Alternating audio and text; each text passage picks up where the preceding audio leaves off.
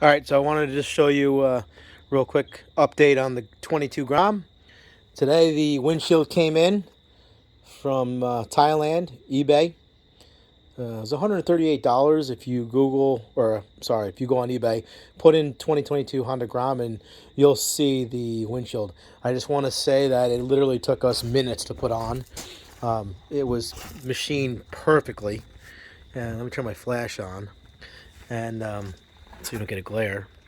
But you can see how the fit and finish is really nice. The only thing I said I didn't like was how this goes a little bit below the headlight, but it doesn't affect it.